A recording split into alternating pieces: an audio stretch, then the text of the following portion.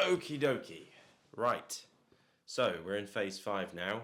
This is the last phase until some new movies come out next year, I believe. So anyway, yeah. So Ant-Man and the Wasp: Quantumania. Yeah. So not many people like this film, and like in general, like the whole Ant-Man trilogy, like all the films have been pretty kind of like meh. They're not bad movies. They're just sort of like mid-level movies. They're not, the stakes aren't so high, and they're just not really. They're just not very important movies. Like I could do without them, but like I do like them. I like Paul Rudd. I like Michael Douglas, and Evangeline Lilly, and Michelle Pfeiffer's in them as well, and all the characters, all the cast, they're all really really good. But again, we've got another Ant-Man film, and a lot of people hate this film, and I can understand why people would sort of look at this film and go, meh, it's not that great, is it? But I actually do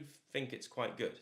I mean, yes, I understand all of the criticisms that this film gets. There's an overuse of CGI, blah, blah, blah, blah, blah. That seems to be the only real big thing, just the overuse of CGI. Yeah, I mean, okay, the CGI, it looks like CGI, but how else were they going to do an Ant-Man movie?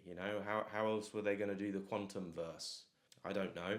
But apart from the CGI, how is this film? I do think it's good. I think that the main villain, Kang, is pretty good. Like Jonathan Majors, who got cancelled. He was on an upward spiral, and then suddenly, oh dear, yeah, it all went a bit crap. But I think he could make a comeback, because I think what happened wasn't really all that bad, to be honest with you, in the grand scheme of things, in the calculus of the multiverse. I think he could be forgiven. He could come back for Doomsday, perhaps, or they could bring him back for Creed.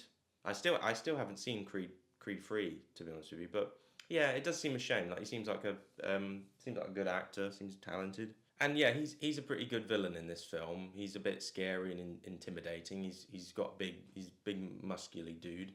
Obviously, because he trained for Creed, so he's massive. And yeah, like all the cast are all good. Everyone's good. You've got Ant Man's daughter, who's sort of grown up now, and she's now kind of got her own suit, and she's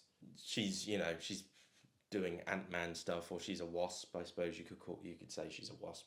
And then you've got the villain from the first one, who was Yellow Jacket, and now he's MODOK. And I think this is actually one of the things that people hate about this film. Like they don't like that they made MODOK like a bit of a joke, or they don't like the CGI. They think the CGI with him is terrible. Again, like I don't know how you do MODOK in a serious way. I don't really know how you do it in a non funny way, because the character is just a big floating head. So I don't really know how you do that in a non-funny way. And you obviously do see his bottom at one point, which I thought was funny. I thought it was funny, and I do think that this film is actually quite funny. Like there's a bit where at the end where he's just like, "I am not a dick," like that's funny. That's a funny bit. And the little jelly man who's got no holes or something, or and that's funny. I thought the Jelly Man was quite good, and all those characters, all the rebellion people, they were good. I like this film. It's funny. Bill Murray's in it. He has a little cameo. It's good.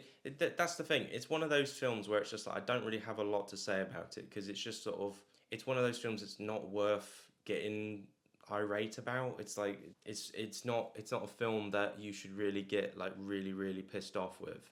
I feel like maybe people were a bit harsh on this film, because I feel like this was the phase when I think, after Thor the Dark, no, not Dark World, after Thor Love and Thunder and Wakanda Forever, and I think people disliked Doctor Strange and the Multiverse of Madness. I quite like that film, but whatever. After those movies, I think people had enough, and people were fed up, and people just didn't really care like they used to for Marvel anymore. Kang, I don't think was a very good, like they were trying to build him up as the next Thanos, and he's a good villain, but I don't think he's the next Thanos. He was in Loki for a bit, and I don't think he was the next Thanos, and I think that this whole like phase 4 and phase 5, it just felt a little bit aimless. It felt a little bit like, well, where is this going? What are we doing? And the Eternals, what was that for? Didn't go anywhere. You know, Shang-Chi, again, we haven't seen Shang-Chi in anything. You know, they're not building up these characters or giving us any kind of like hype. You know, there's no real hype. It was just sort of like, here's another Ant-Man movie. There you go. Even though I like this film, I don't really want Ant-Man 4. I don't really care. I don't think anyone wants Ant-Man 4. It's not a film, you know, this isn't a film to write home about. I would say this one though is better than the second one. And I would say like the stakes are a little bit higher. You know, it even though it's obviously in a microcosmic tiny little world, it does feel big. It does feel bigger in scale. Yeah, and there's some great bits where like Ant-Man is like massive. You know, he's like a giant and stuff like that. I like it when he turns into a giant. I think I prefer that when he's instead of him shrinking. But yeah, I don't really have a whole lot else to say about this film, to be honest. I'm just waffling. I think this is a film that's okay. It's all right to watch, you know, in the background, and I think people are a little bit unfairly harsh towards it because it's just a little movie. You don't take it too seriously. It's, you know, whatever. You know, is MODOK really that important? I mean, again, I'm gonna upset some people to say that, but is he really that important of a character? Do you really feel like they messed him up? You know, a big head, floating head that floats around, and he's got little tiny hands and little legs, and you're kind of whining, oh, they didn't do him properly. Oh, you know. Yeah. So anyway, it's good. It's a good. I like it. I enjoy it. It's not great, but it's good, and we don't need another Ant-Man film. We don't. I think they're done. I think they're finished. I don't think we need any more Ant-Man films. I think to be honest with you, like what will happen probably in Doomsday is they'll probably like get rid of that character. Like they'll probably kill him off. Maybe. I think a lot of characters are going to get killed off. To be honest with you. So yes, let's see and find out what happens. So yeah. Anyway, on to the next one. Bye bye. Yeah.